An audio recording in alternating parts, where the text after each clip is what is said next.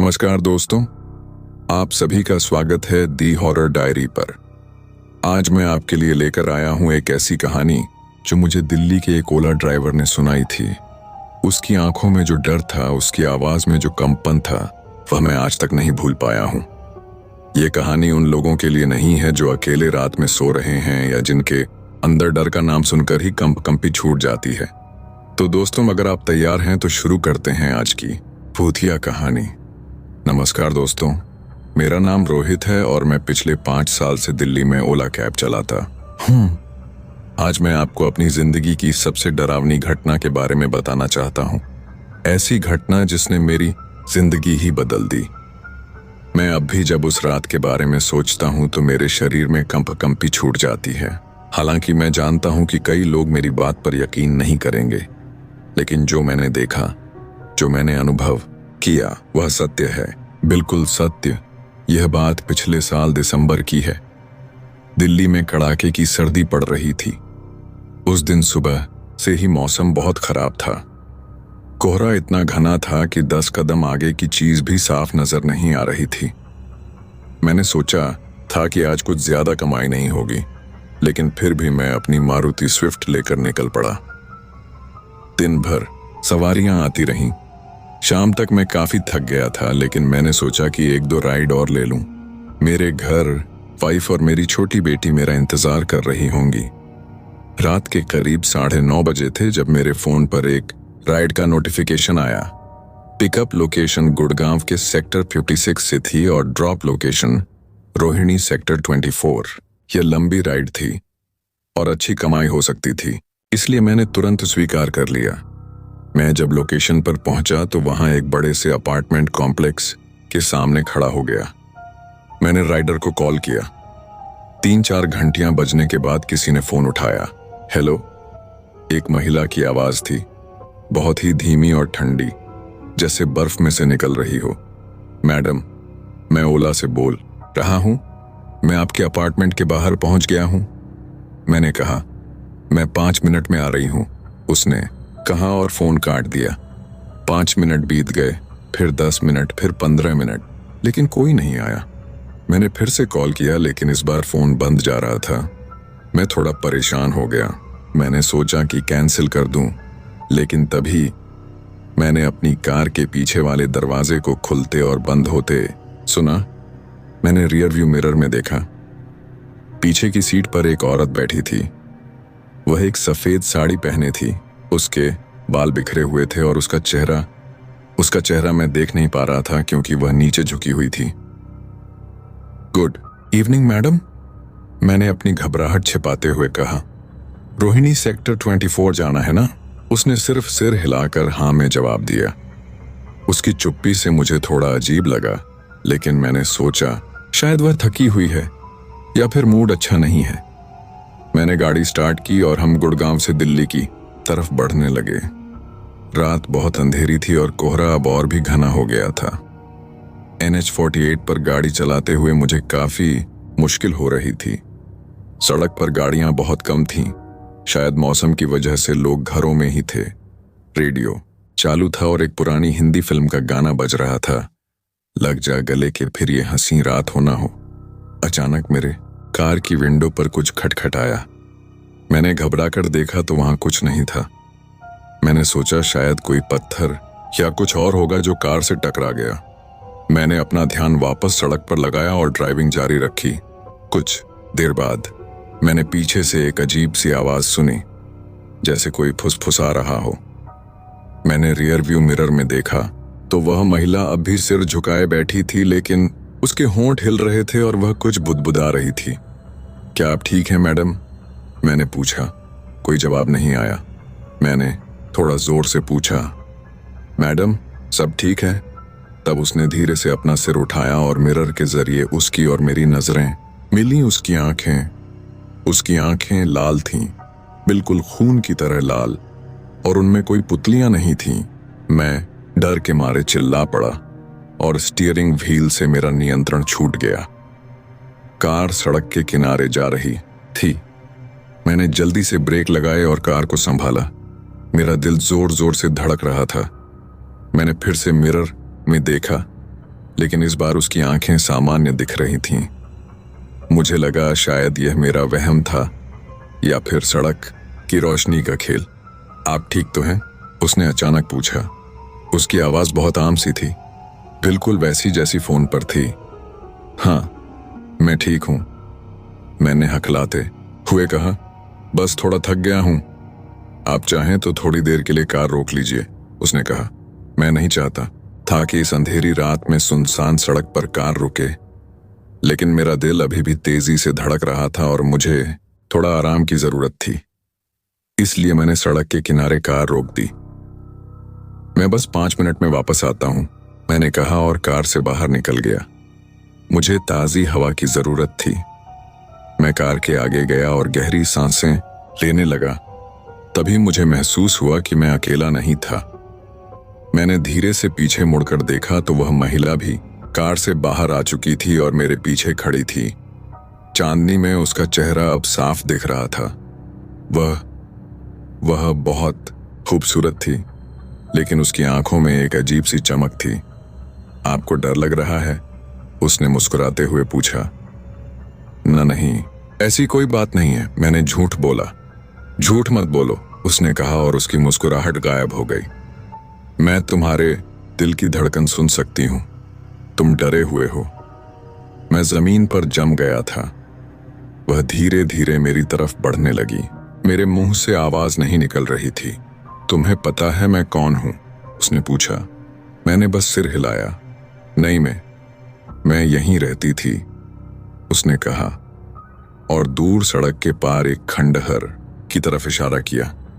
3 साल पहले मेरा एक्सीडेंट हुआ था, ठीक इसी जगह पर। एक कैब ड्राइवर ने मुझे टक्कर मारी थी और फिर भाग गया था। मैं सड़क पर तड़पती रही, लेकिन कोई मेरी मदद करने नहीं आया।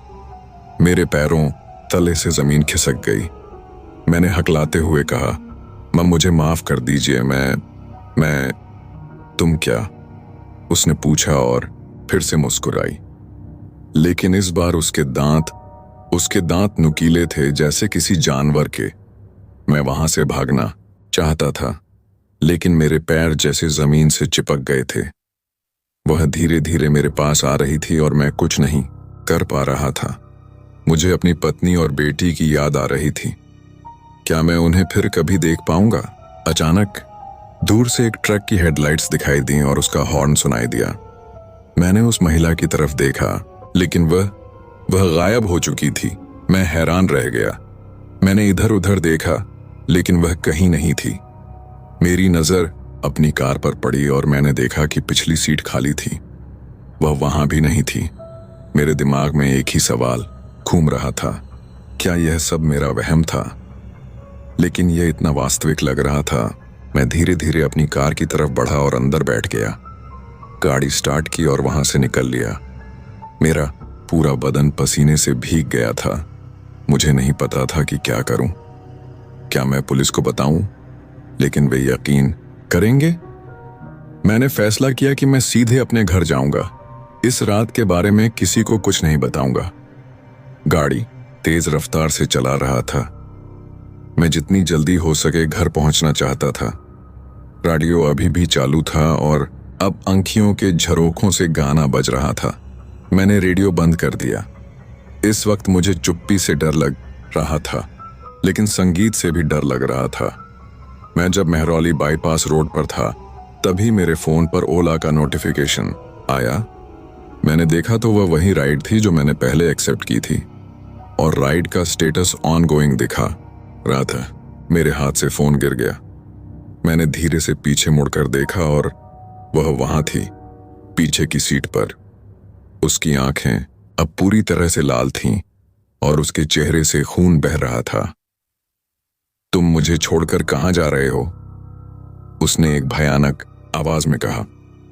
मेरी यात्रा अभी पूरी नहीं हुई है। मैंने घबराकर ब्रेक लगाया और कार रोक दी। मेरे हाथ पैर कांप रहे थे।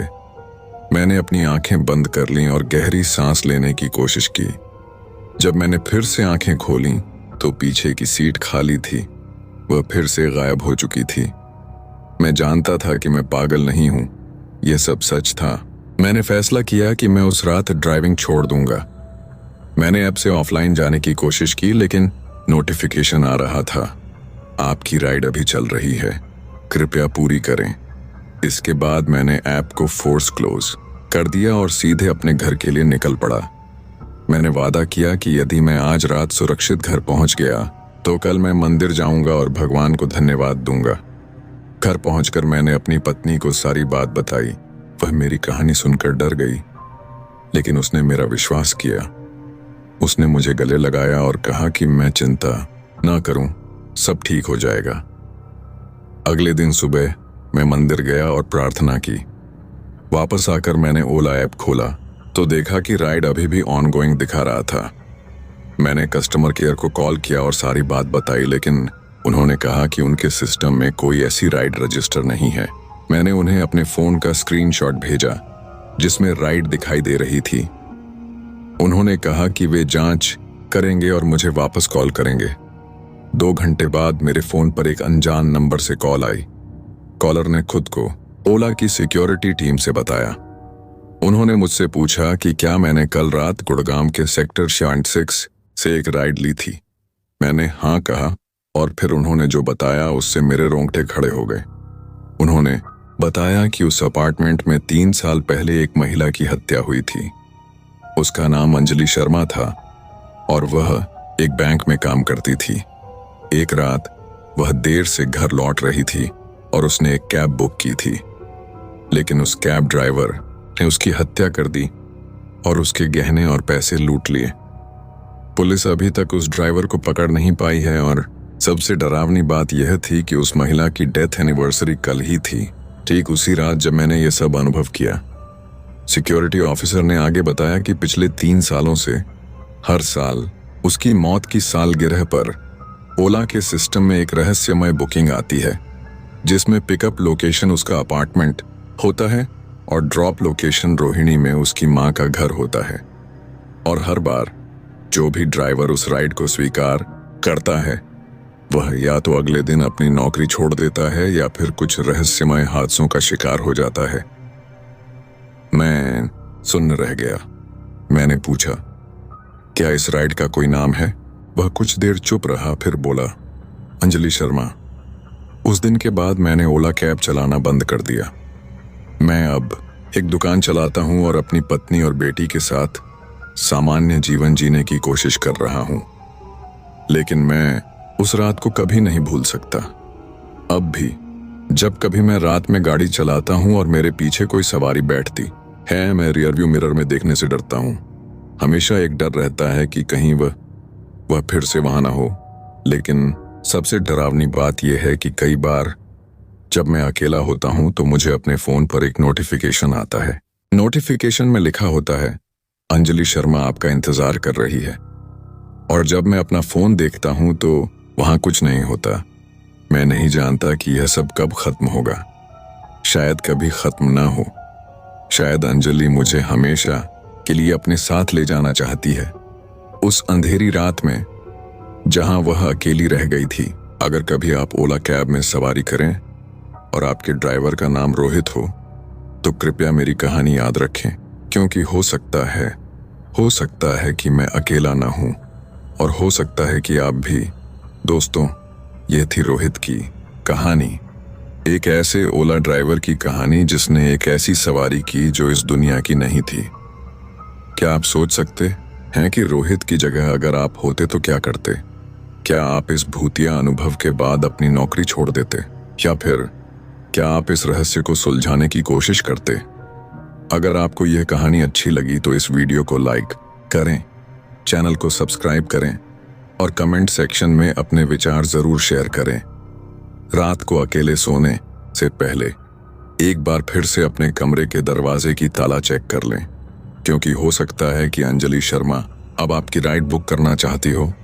ध्यान रखिए, अंधेरा सिर्फ अंधेरा नहीं होता, उसमें कुछ ऐसा भी छिपा होता है जो आपको देख सकता है जब आप उसे नहीं देख पाते।